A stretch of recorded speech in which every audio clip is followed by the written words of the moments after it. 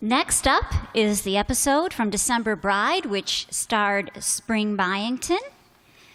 It actually started its life as a summer replacement show on CBS in 1945 when it took over the time slot for the Jack Benny program. It then became a regular scheduled show and ran for one season. But then in 1954, Desilu Productions took the show to television, where it was a half-hour comedy that would air directly after I Love Lucy. And it ran for 5 seasons. Of special note, the character of the neighbor, Pete Porter, was played by Hans Conried on the radio, but on television, Harry Morgan took over that role, and as you know, he became very famous later on in his career for Dragnet and also MASH. So let's begin with Oscar Dates Lily.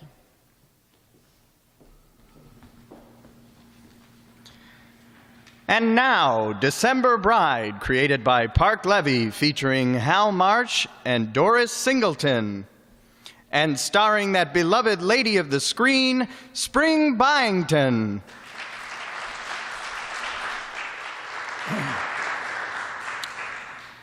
My name is Matt Henshaw. I'm an ordinary guy, wear ordinary clothes, live in an ordinary house. In fact, I'm just what I appear to be, a perfectly normal guy. Except for one thing. I like my mother-in-law. Everybody likes her, especially the eligible bachelors. You know, since Lily came to stay with us, the grocer always wears a clean apron, the butcher always comes to the door with a smile, and the iceman has been leaving 50 pounds of ice every morning. Which says a lot for Lily's attraction, considering that we don't have an icebox. Would you believe it? As I said to my wife, Ruth, your mother has only been here a week and she's had 3 dates already. 4. 4? Mm-hmm. She has a date for lunch. Who is it this time? I don't know. It's a new man she's met. You don't know? That's a pretty indifferent attitude to think about your own flesh and blood. Oh, Matt, will you stop worrying about Mother? She's old enough to take care of herself. Oh, yeah? Well, what about that sailor she went out with? That sailor, as you call him, happened to be an admiral. Oh, well, then that admiral, as you call him, acted like a sailor. He brought her home at 2 o'clock in the morning. They were at Echo Park. Mother explained all that. Ruth, I absolutely refuse to believe that an admiral who has graduated from Annapolis and has been in the Navy 33 years can get lost in a rowboat on Echo Park Lake.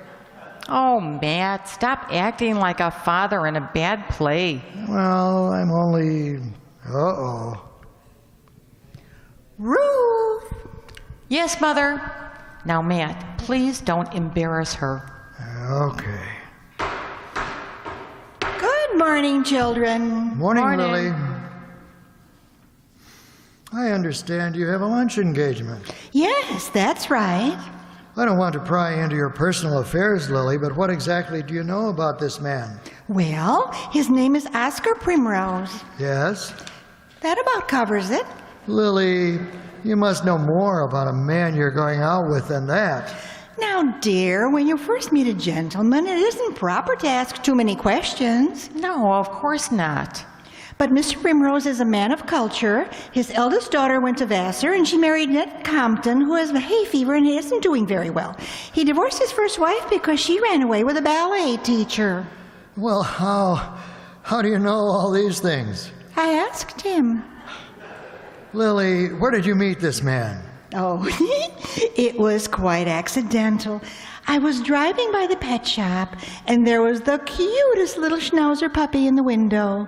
So I went in to look at him. I see. And Oscar was looking at him, too. Yes?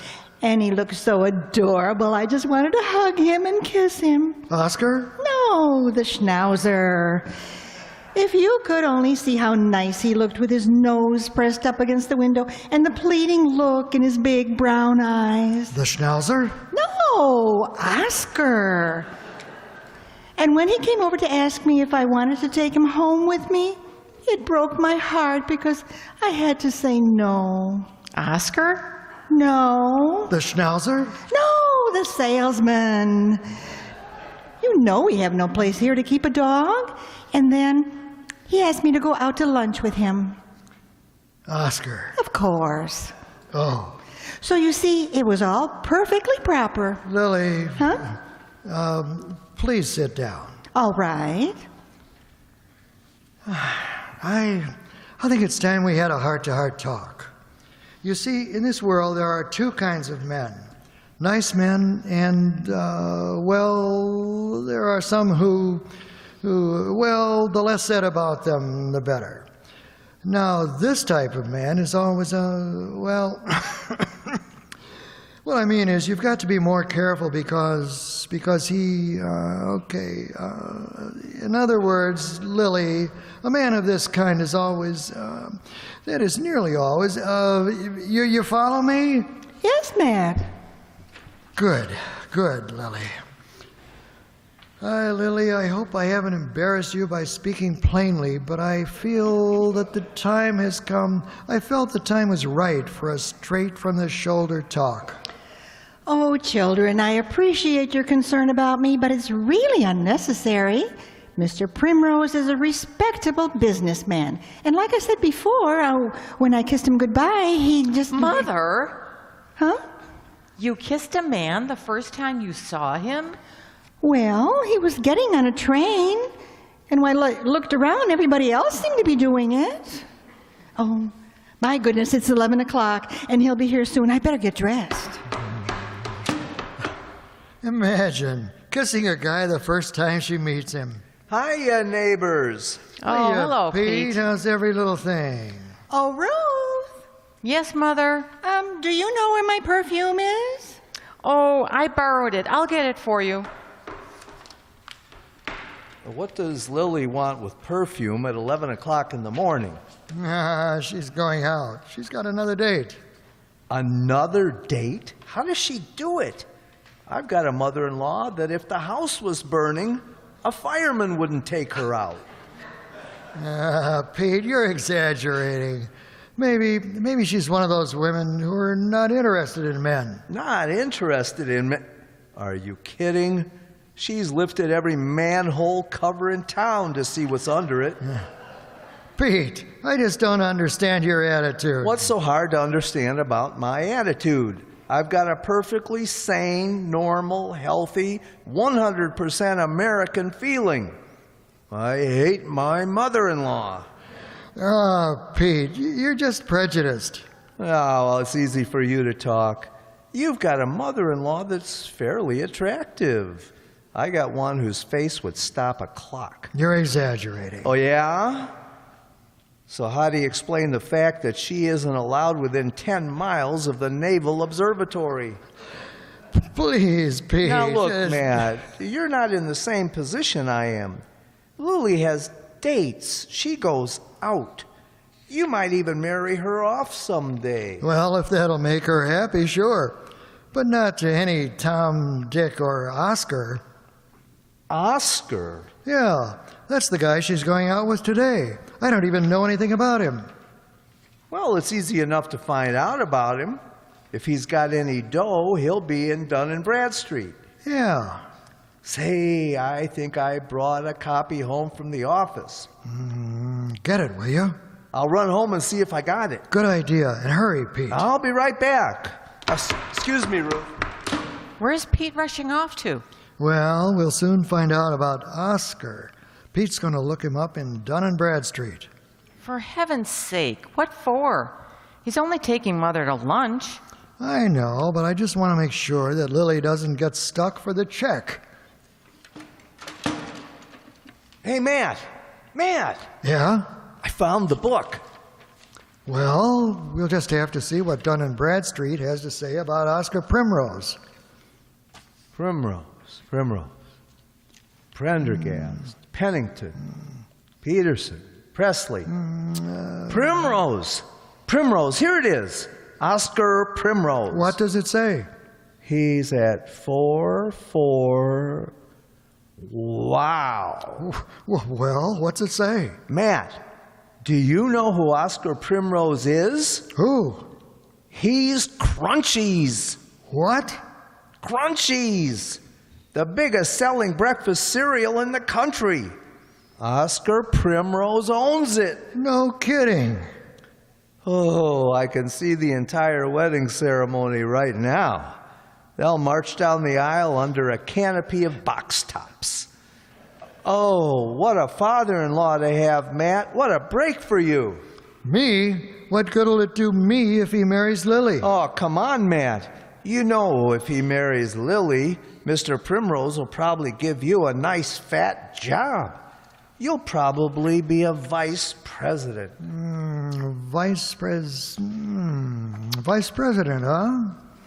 Look, Pete, I'm not one of those guys who's going to use his mother-in-law to get ahead, and I assure you I will not go out of my way to impress him. Matt, did you see where I put my... Ruth, you're not going to wear that dress. What's the matter with this dress? Don't just stand there. Tidy up Matt. the house. Matt, what? Did you dust the furniture? What's going on? Get that vase off the piano. What on earth for? It looks awful. Well, what should I put there? How about a box of Crunchies?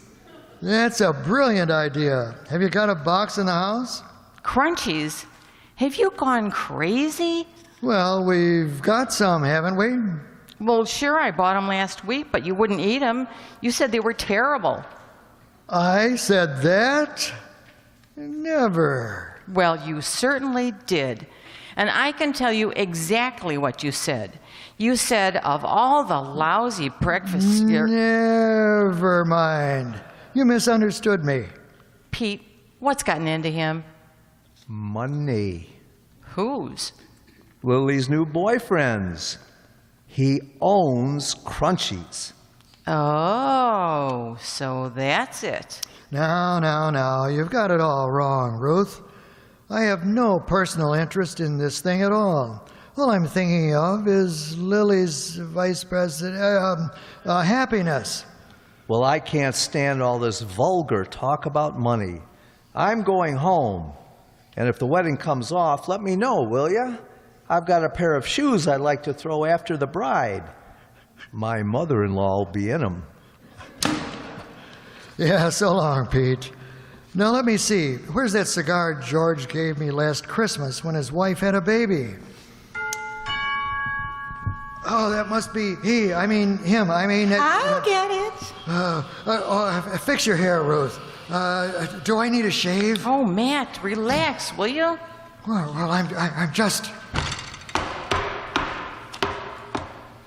And this is my family, Oscar, my daughter Ruth, and my son-in-law Matt. Well, I'm very happy to know you. Hello.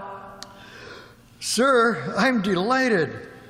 Meeting you is a rare privilege. It is indeed an honor to welcome you to our... Go easy, Matt. I think you made your point. Say, what a handsome family you have, Lily. And I can see where your daughter gets her good looks. I always say the acorn doesn't fall far from the tree. The acorn doesn't fall far from... Say, Mr. Primrose, that's a very deep thought. Do you mind if I write it down? Oh, no, not at all. Oscar's always saying deep things. What was that you said yesterday, Oscar? Oh, yes. You mean the darkest path in the forest leads to a brighter day. Oh, yes, that's the one. I didn't understand that either. The path in the forest leads to a brighter day. That's just great, Mr. Primrose. Great is he who wears the cloak of humility. Gosh, great is Where are the two of you going for lunch?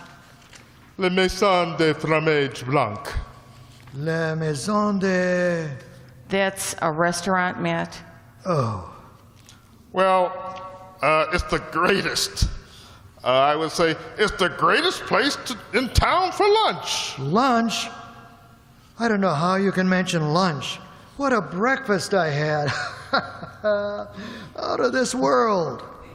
Really? Yes, sir. 3 bowls of good old Crunchies. Absolutely delicious. But Matt, you told me you hated Crunchies. You said they were terrible. Lily, you must be mistaken. But Matt, only yesterday you told me that Crunchies turned milk sour as soon as it was poured on. Lily, what a kidder you are. Mr. Primrose might take you seriously. Mr. Primrose, who manufactures Crunchies. Oh my goodness. Oh, Oscar, I'm really very sorry. Oh, no. That's perfectly all right. I manufacture Crunchies, but I don't have to eat them. No. Eating is too thrilling an experience to waste it on eating Crunchies. Oh, I knew the minute I met you, Oscar, that you were a man who enjoyed the better things. Yes, well, in all modesty, I do enjoy the reputation of a connoisseur of good food.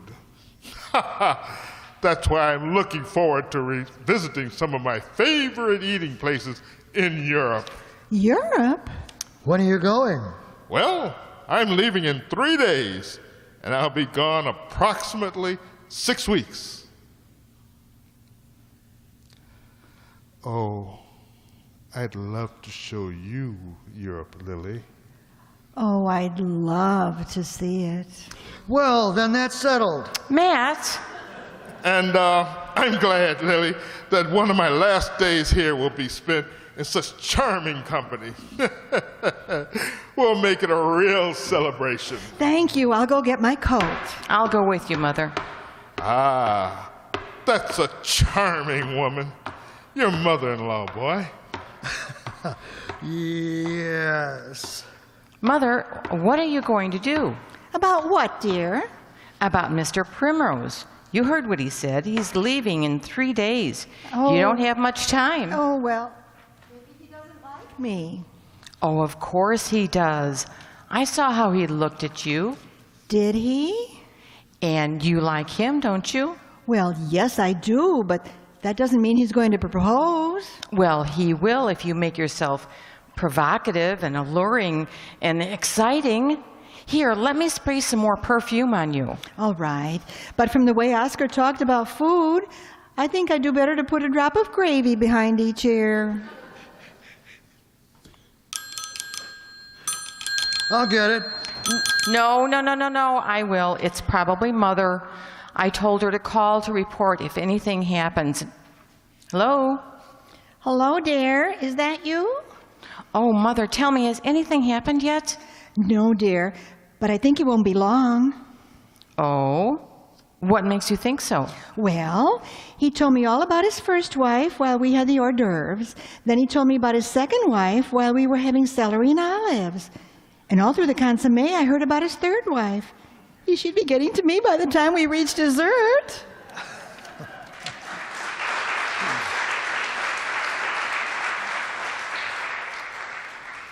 Well, Lily was out with Oscar Primrose, and she was promised to call as soon as there was any progress. But naturally, being a busy man, and this being Lily's affair, not mine, I certainly wasn't going to hang around the phone waiting for a report. Oh, hello, Lily? No, lady, we didn't lose a brown and white Cocker Spaniel. Goodbye. Why do people call wrong numbers? Oh, Matt, relax, will you? I'm perfectly relaxed. Go into the living room. I'll call you when the phone rings, and in a few minutes I'll have lunch ready. Lunch? That's a good idea. What's for lunch? Codfish cakes and boiled turnips. Ew, boiled turnips. You're kidding. What's wrong with boiled turnips? Lots of people serve them. I know, but very few people eat them. Look, I went through a lot of trouble to make this meal, and the least you could do is show some appreciation. But I do appreciate it, Ruth.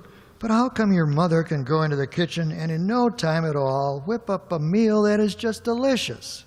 Oh, so you think my mother's a better cook than I am? Only when it comes to cooking food. Turnips, you cook better. You don't have to be nasty. Ruth, when it comes to cooking, don't compare yourself with your mother. Hey, Matt, you home? Yeah. Well, if anybody asks me to stay for lunch, I won't say no. Oh, how come you're not eating at home, Pete? Didn't Gladys cook for you? Yes. Can you think of a better reason for eating out? Now, Pete, I happen to know that Gladys is a very good cook. Are you kidding? Before we got married, she cooked for the rescue mission. After 1 week, all the bums went out and got jobs. You know what she made for me today? Egg foo young. What's wrong with that? Well, I tasted it. It's neither egg nor young. It's just food. Believe me, if that's... Hold it. What the... Wait a second. Hey, Pete, that's your dog running away from your house. Well, naturally, he knows it's time for Gladys to feed him. Believe me, that girl's going to have to learn to cook because it gets to a point where it's unbearable. You realize I've got the only garbage disposal in town that has to take bicarbonate of soda? Yeah? Well, you should talk. Look what Ruth made for me today. Codfish cakes and boiled turnips. Well, that far my Gladys wouldn't go. You see, Ruth, Well, if that's the way you feel about it, Matt Henshaw, you can eat out. but I Ruth, mean it. You're going to get your lesson once and for all. If you want lunch, go to a restaurant. Goodbye. I hope Madame enjoys the lunch. Oh, thank you, waiter. I've never been to a French restaurant like this before. It's just, très régal. Would Madame care for something else? Well, Mr. Primrose just went out to make a phone call and asked me to order a Benedictine and brandy for him. Oui, and for Madame? Oh, well, I don't drink. Oh, what a pity. Oh, do you think I should? Well, everyone around you is. Sometimes the drink is the doorkey to romance. Oh, I'm not averse to opening a door. Let me see the menu. Creme de menthe, Pousse Café, Orange Blossom, Horse's Neck. Horse's Neck! My, that sounds refreshing. I'll take that. Very good, Madame. Lily, did you order the liqueur? Madame just did? Yeah, well, thank you. Thank you very much. Now, just think, Lily. In a few short days, I'll be dining at Simpson's Restaurant in London. That'll be nice. I'm certainly going to miss you, Lily. You will? Oh, you know I will. You'd love the cities of Europe. You've never seen them, have you? No, but there are a few cities in the United States I'd like to see. Chicago, Cleveland, Niagara Falls. They tell me Niagara Falls is beautiful. Here are the drinks. Let me see. The Benedictine and brandy for the gentleman, and this is the drink for the lady. Thank you. You know, Oscar, there's something I must tell you. Oh? What is that? I've never had a drink before. You've never had a drink? No. But since you're going away, I think we should celebrate. Yes, that's the spirit. Well, hey, here's to you. Bottoms over. Now, wait a minute. My, this is strong, Oscar. I can't tell you how much I'm enjoying this lunch. You call this a good lunch? You ought to see the food you get abroad. On this European trip, I'm going to Paris for Vichyssoise, to Berlin for Sauerbraten, to Vienna for Wiener Schnitzel, and you know what is I'm going to get in Constantinople? Indigestion? Indigestion, no. Shish kebab. Shish kebab always gives me indigestion. Oh, Lily, you are priceless. Wonderful being with you. Oh, Oscar, you mustn't. Everybody can see you holding my hand. Why, Lily, you're blushing. It must be the drink. Oscar, please don't take advantage of me. I don't know what I'm doing. I shouldn't be drinking. Waiter, another nurse's hack. I mean, no, horse's neck. Oh, Oscar, I don't know when I've had such a good time.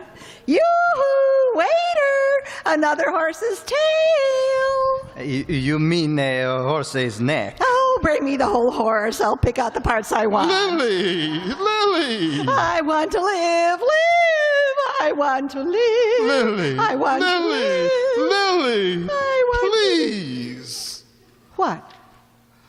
Everybody's watching you. So what? Oh, I feel so filly. I feel so hilly. I mean, so frilly. Oh, isn't that terrible? I can't say it.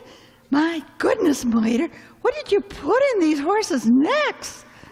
It's only ginger ale with a cherry in it. Oh, is that all? Yes, madame. Oh, dear. Now I really feel silly. Oscar, I'm so embarrassed. I wonder what made me act like that. Oh, well, that's what I like about you. You're so unworldly. Lily, I want to ask you something. Oh? What? Isn't that your son-in-law over there? By himself? Why, it can't be. Matt wouldn't be here by himself. Yes, it is. Well, be that as it may, Lily, what I'm trying to say is, all my life I've waited. Excuse me. Matt, what are you doing here? Where's Ruth? She's at home and she can stay there for all I care. Why, I don't understand. Matt, I don't like the look in your eyes. What's come between you and Ruth? Codfish cakes and boiled turnips. Lily, what's the matter? What is it? I don't understand. What it isn't important. Oscar, I've got to go home right away. You'll have to excuse me. Lily, I'm trying to say, I've waited all my life. Oscar, if you've waited all your life, another half hour won't make any difference. I've got to go help my daughter.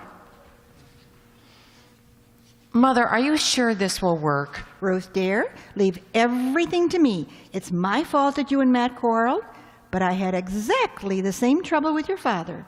I remember the first week we were married, I made a pot roast for him. It was no good? He said the pot was more tender than the roast. Well, what did Father say? We ate at his mother's for the next 3 weeks. Oh. But how did you get him back? His mother was a very wise woman. She deliberately made one special meal, and your father never mentioned her cooking again. And that's what you're making for Matt now? Yes. She gave me the recipe. It's called icebox stew. Oh? What goes into it? Well, you just empty the icebox, close your eyes, and stir. Now, let me see what we have here. An old turkey neck, 3 frozen shrimp, a cup of horseradish, vinegar, a can of maraschino cherries, and half a pomegranate.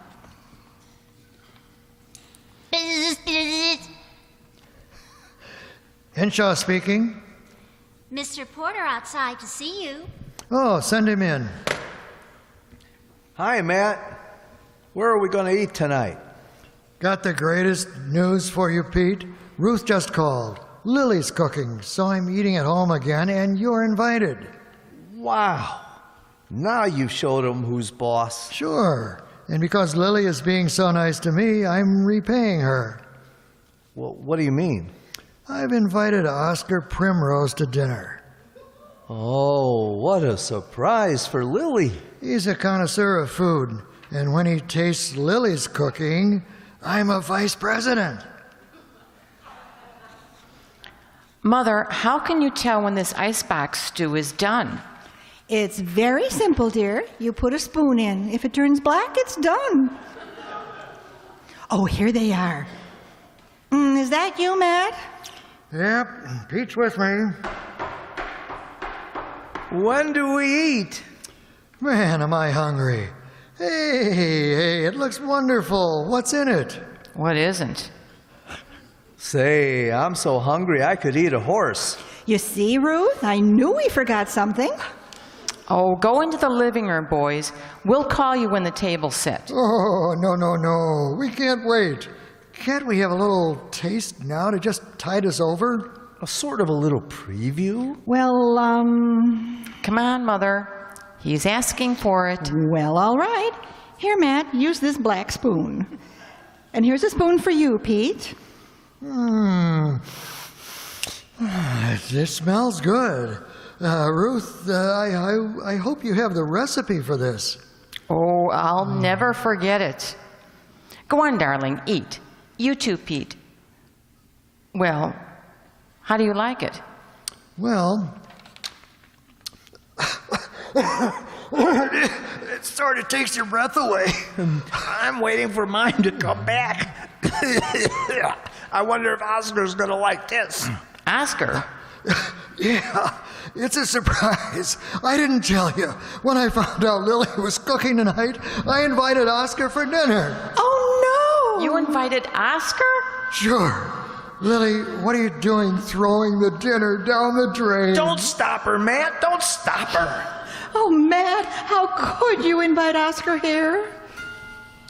That must be him now. I'll go see. What are we going to do? But gee, Lily, I didn't know it had put you in a spot. Well. That's where I like to be. In the kitchen. Best room in the house. Hello, Lily. Good evening, Oscar. I just can't wait to eat the meal you cooked, Lily. There's been a mistake. We're going out to dinner. Going out? Oh, no. I should say not. That's ridiculous. You didn't know it, but you're speaking to one of the best cooks there is. Hand me that apron there, Lily. Well, if you insist, Oscar. I'm going to make a dish for you that you'll never forget. It's my specialty. I discovered it in a little village in the Pyrenees. It's called Ula Poudre Andalusian. You will never run across this dish unless you go to the village. Sounds fascinating. But what will you need? Let me see now. An old turkey neck, 3 frozen shrimp, a cup of horseradish, vinegar, a can of maraschino cherries, pomegranate, put the whole thing in there.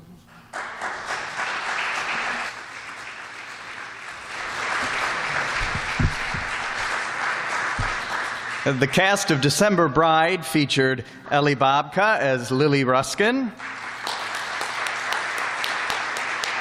Andre Dixon as the crunchy cereal mogul Oscar Primrose, Kathy Juarez played Ruth Henshaw,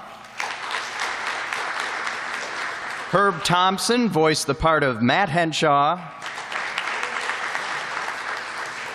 Pete Porter was brought to you by Jay Summerfield. Donna Amesmeyer was the secretary. We would like to thank the technical staff of Lorenzo Cordova over there and also Jason Lee. And we want to thank his colleague, John V. Jesselmino, who was not able to be with us this evening. I'm Jacob Pelka, your announcer, and also the French waiter. And also, I think we should give a large round of applause for Donna for filling in for our regular Foley man. She did a really great job.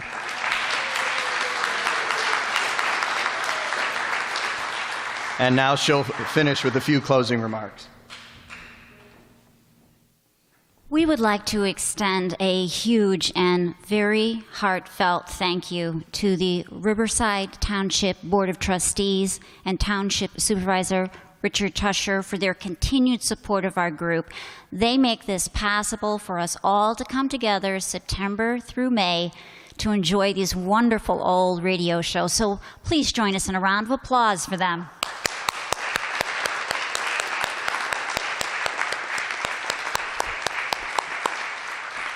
We'd like to say a very special thank you to Ellie Babka for everything she does for our group, including taking care of our scripts, being our liaison to the township, a liaison to the community. So thank you very much, Ellie, for everything.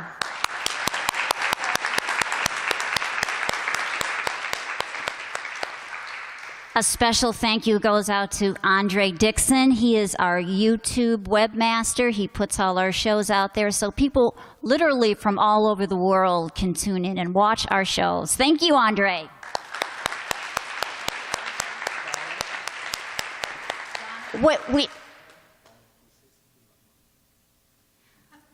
We also would like to thank Marty McNulty, who's not able to be with us here this evening. He is our sound effects wizard. He designs our flyers. He's also our website manager. So please, let's join in and say thank you to Marty McNulty.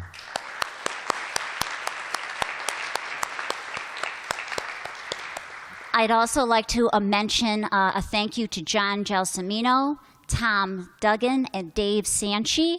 They weren't able to be with us this evening, but I wanted to thank them for all their hard work during the past season.